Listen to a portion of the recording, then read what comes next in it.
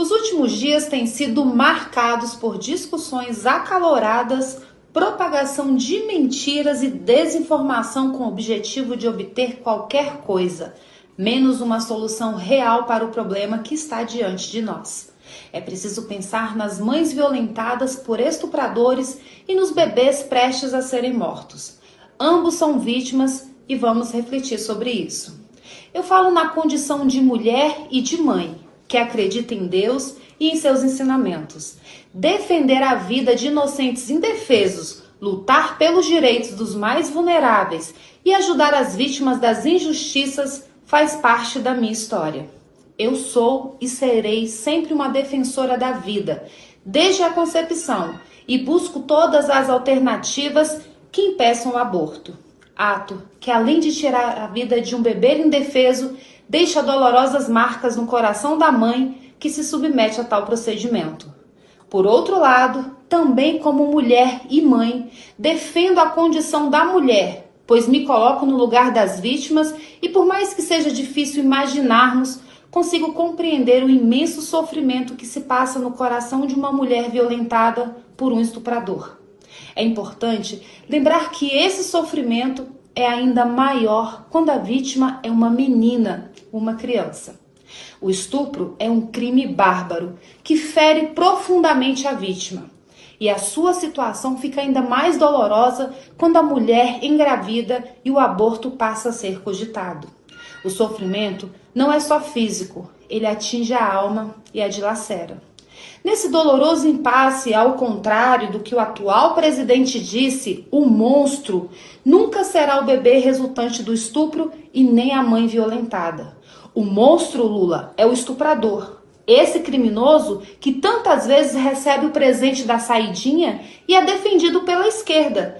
É ele quem deve receber a punição exemplar. E nós vamos trabalhar para que isso ocorra. A mulher, vítima do estupro, passa por uma experiência horrível e isso deve ser seriamente considerado com empatia quando se vai julgar quaisquer condutas de sua parte que são, na maioria das vezes, atos de desespero. O estuprador não é vítima da sociedade como alguns querem considerar, mas ele é sim um monstro destruidor de corpos e de almas e deve ser punido de maneira severa e eficaz, sem regalias. Quanto ao aborto, há alguns dias me manifestei sobre o triste caso da revogação da resolução do Conselho Federal de Medicina que proibia os médicos de praticarem aborto de bebês de 5 meses e meio usando a cistolia fetal, uma injeção que é aplicada diretamente em seus coraçõezinhos, provocando-lhes uma morte dolorosa e sofrida. Esse método é tão cruel que seu uso é proibido na eutanásia de animais, mas, a pedido do PSOL, a justiça autorizou seu uso em bebês. Os médicos fazem um juramento de sempre zelar pela vida das pessoas. E o CFM, que representa a ciência e é garantidor da ética dos médicos, determinou que esses profissionais não poderiam fazer a cistolia fetal em bebês com mais de 5 meses e meio, pois além de ser um método cruel, o procedimento para a retirada dessa criança já seria um pré-parto. Ou seja, mesmo com o bebê morto, a mãe precisará passar pelas dores, sofrimentos e complicações de um parto para retirá-lo. Ambos sofrem, um morre. Independentemente das nossas vontades ou crenças individuais, a realidade é que hoje o Brasil possui uma legislação que trata dos casos em que o aborto não será punível. Toda legislação é passível de alterações pelo processo democrático. E os legisladores devem elaborar leis que promovam o bem e defendam a pessoa humana, com um cuidado especial para com os vulneráveis e os nascituros indefesos. Na urgência de sanar o problema agravado pela polêmica decisão judicial, um projeto de lei foi aprovado na Câmara dos Deputados para tentar impedir a prática do aborto por assistolia fetal em bebês com mais de 5 meses e meio de gestação. E aqui eu aproveito para denunciar mais uma mentira. Em nenhum momento o projeto apresentado pune a conduta de meninas menores de 18 anos, até porque no Brasil as crianças e adolescentes não podem receber esse tipo de punição. Portanto, a gritaria da esquerda é apenas mais uma de suas mentiras usadas para atingir seu objetivo nefasto de legalizar de vez a destruição das vidas dos nossos bebês inocentes. Mesmo tratando apenas de adultos, na minha visão, alguns pontos do projeto de lei precisariam ser melhor abordados e outros necessitariam ser reformulados com a cuidadosa observância de que a mãe, vítima de estupro, e o bebê não podem ser penalizados com as eventuais alterações da lei. Os legisladores devem encontrar formas de impedir o aborto, punindo o aborteiro e sem penalizar a mulher que foi vítima de estupro e engravidou por causa dessa barbaridade. Diante disso, conversarei com o deputado Sóstenes e outros parlamentares para apresentar algumas sugestões e firmar alguns posicionamentos. Por exemplo, 1. Queremos punição severa para estupradores com aumento das penas mínima e máxima. O cumprimento integral da pena, sem progressão de regime e sem saidinhas, salvo se, depois de cumprir 2/3 da pena, o criminoso se submeterá à castração química. Com isso, acreditamos que o número de estupros será reduzido drasticamente.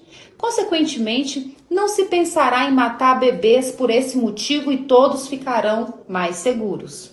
2. Não se punirá a mãe, seja ela criança ou adulta, que tenha sido vítima de estupro.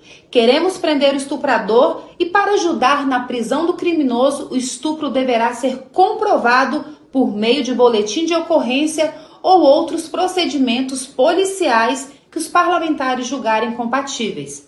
Lembrando que até 2005 era necessária a apresentação do boletim de ocorrência para a realização do procedimento, mas o governo abortista do PT revogou essa medida. O registro de BO dará início à investigação que aumentará as chances de prisão dos estupradores para que eles paguem por seus graves crimes. 3. Responderão pelo crime todas as pessoas, exceto a mãe vítima de estupro, que contribuírem ou realizarem o aborto de bebês com mais de 5 meses e meio às 22 semanas de gestação. Essa medida aumenta as chances de bloquear a execução do crime, salvando as vidas dos bebês. Eu quero deixar claro que não estamos atacando a classe médica. Ao contrário, nós os admiramos e consideramos que eles são um presente de Deus para nós. Contudo, considerando que o próprio CFM, instituição baseada na ciência e na ética, proibiu esse tipo de aborto por considerá-lo uma prática cruel, incompatível e antiética, somente aqueles que não respeitem essa prescrição e insistam em praticar o crime é que poderão ser punidos. Nós estamos passando por um momento de grande dificuldade em nosso país em todos os aspectos, mas eu tenho certeza de que Deus está no controle de todas as coisas e Ele conduzirá os nossos passos para que não vacilemos. A vida é dom de Deus e para Ele os pequeninos e indefesos são os mais especiais. Nós devemos cuidar bem de todos eles. Sigamos em frente, fazendo a nossa parte, cumprindo a nossa missão com amor, fé e empatia. Que Deus te abençoe, que Ele abençoe os nossos pequeninos e suas mamães e que Deus abençoe o nosso amado Brasil.